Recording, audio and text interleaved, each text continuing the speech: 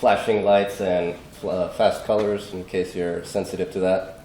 Otherwise, let us begin.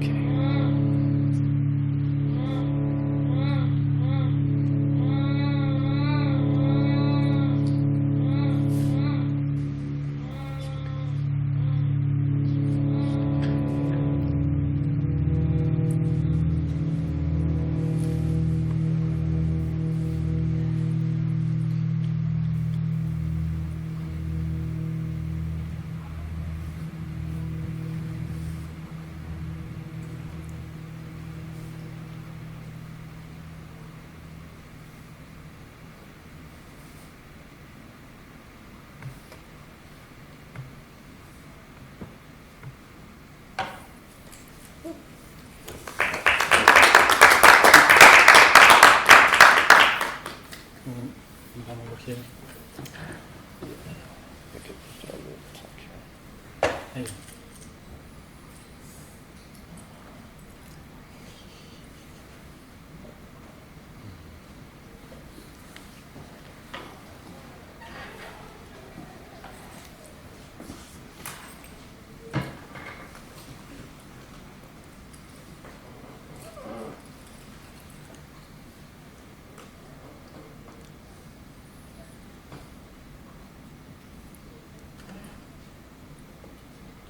Or put it maybe the other side. But the visual, the code is visible. Oh, Yeah, you can't actually. I can't. Yeah, Yeah. sorry. Just don't have that flexibility. You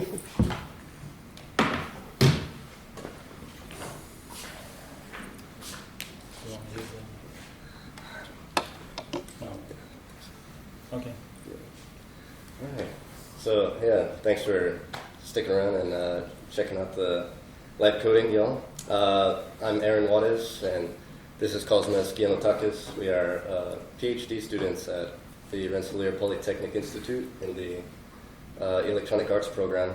And yeah, we do a lot of different sorts of projects and whatnot. But yeah, I guess we kind of just wanted to have a little presentation about what we're up to on this live coding stuff.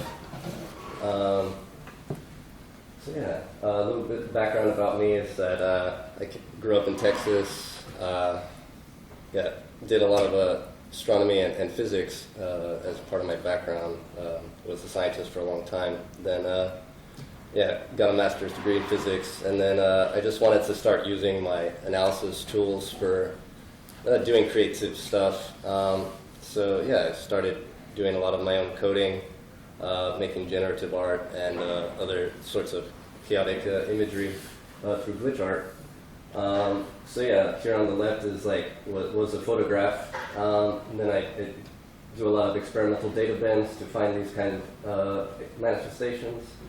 I often like translate and transform these things by putting them into other programs. So the terrain here was ported into Blender, and yeah, all of that texture is actually just from the data bend itself.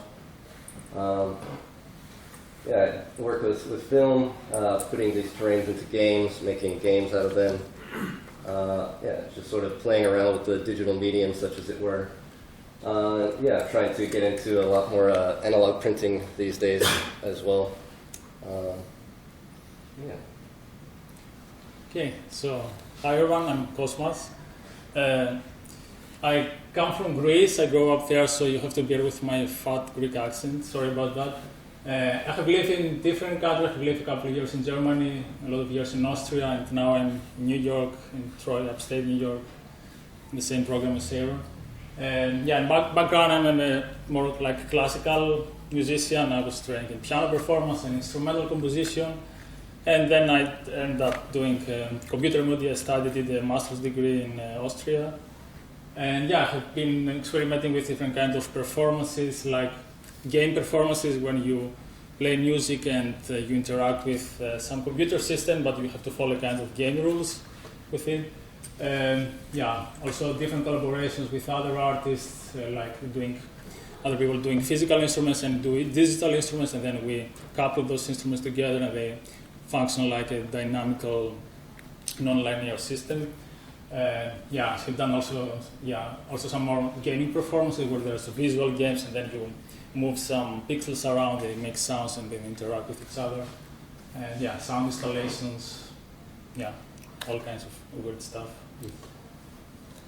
So you might wonder, how would we meet? Well, besides being in this program together, a lot of the other colleagues we have do very many different things, from performance to other types of like experimental audio and whatnot. Kosmas and I found a lot of common ground on like playing with code and stuff, and this was one of our first projects we made together, making a slime mold simulation together, and trying to experiment and play with these kinds of manifestations with a biodigital sort of play. And so For our live coding stuff, obviously, yeah. I don't know if some of you know of Hydra, it's a pretty recent live coding video synthesizer. We were using the Flock environment. It's an editor that can sort of take several different audiovisual programs and be able to like play together in live time over the internet. So you could be large distance away from your colleague and be able to code together. Yeah, my buddy here uses Super Collider, and he'll be giving a workshop on that later in case you're interested. For the theoretical stuff. Yeah. So in our program, we have to deal with a lot of theoretical and philosophical things. And so, yeah, what the main concepts we play with in terms of the live coding is remix, improvisation, and exploration. We use this as, to juxtapose things and try to find some novelty and newness out of it. This is, dates back to the essence of the montage with Eisenstein bringing in the emergent third meaning from having, two juxtapositions of certain imagery. The famous one being, of course, like the Potemkin battleship, and you have like the lion's face looking shocked when people are being murdered and stuff, and that brings like a sort of emotional affect out of there. And as far as liquidation is concerned, a lot of our practice is like being able to take publicly available assets, break them down to get into their innards and play with those things, and able to bring some novelty out of it. Serendipity is one of the things that I'm very fascinated with, being able to problematize what it means to find failure, but actually find success in it because you can simply recontextualize it in a way. There's a lot of historical examples. We could talk about that some other time. Yeah, so then I will talk a little bit about my research specifically, which involves live coding, but the main core of my PhD research is about Web3 and blockchain technologies, or distributed ledger technologies in a more broader sense. The idea, so this project tied to this interest of mine, how to organize the artistic community around these technologies and how the artistic practice should be also a bit modified in order to interface with the technology. So in principle, I'm investigating the organization of live coding collaboration that facilitates the exchange of code snippets, we call it codelets, for digital crypto commons over the web. So the idea is to develop a Web3 infrastructure that which actually track every kind of live coding performance that happens on the rehearsal. And in that infrastructure, you will be able to publicize the codelet, and you will have your own hash. You have your own wallet. I don't know if I should call them wallet or maybe like a portfolio or something. And they will be on the ledger. And then if everyone, this is supposed to be like a digital common, and if everyone wants to use that, it will be tracked from the blockchain. It will generate reputation value or reputation score that would be assigned maybe. I mean, I'm just researching these things. I haven't been so very much far with it. So the idea is that as you publish codelets and they are being cited by other live coders, you create a higher reputation score, and this reputation score generates or mints a new kind of tokens. That's the idea. There is a lot of research going on. This should be not necessarily token, it could be like a mutual credit currency and different kinds of alternative currencies, because blockchain is a very hot topic in the humanities and what are the social and political consequences, which I'm investigating that as much as I can. Capture of contribution value and tokenization. And the ideal scenario with that, we have a live coding gig, and you interface with the system, and every codelet that you use is being tracked. And during the performance, for example, the audience can donate crypto, this kind of crypto that is going to be working, and then this crypto is being distributed in the community according to how much yeah, there could be different parameters like the usage time, how long have you used the code, or the sonic energy, how loud have you played, or how much this codelet has contributed in the sonic energy of the performance. Yeah, that's like more like speculative ideas that I want to research in my program. Yeah, and yeah, so these are more like practical performance techniques.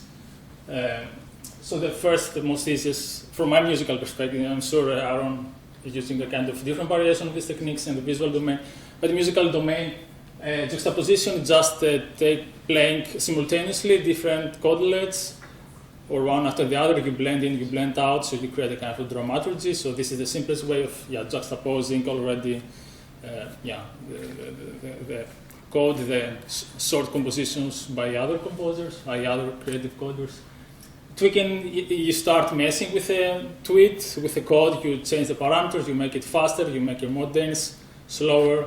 You can change also some unit generation, so instead of having an oscillator, you can have a sawtooth waveform, etc. I mean, all this manipulation is very easy in a programming language like SuperCollider. And then we go to more advanced techniques, which I didn't explore this performance, but I will demonstrate them on the workshop I'm going to do, I think at 2 o'clock. So the one is self-heteromodulation. Actually, I did self-modulation. It's when you have a node and then you create a feedback loop, and then you have the feedback signal to modulate some parameters of the same. So in that and you transform the node or the tweet, however you want to call it, like a non-linear system. It has its own dynamics and it's become unpredictable, and this is also the serendipitous moment that we are looking for. So something, I mean, it's possible to predict what is going to come out of these complex systems. And yeah, heteromodulation is we have 2 nodes and you put one node modulating the other node through its sonic energy. And then we can have coupling, which is the most advanced. So you have one node modulating another node, and the other node modulates back the first node. And then you entangle this, these digital structures, and sometimes they can be very fascinating how they sound like. Yeah, that's it.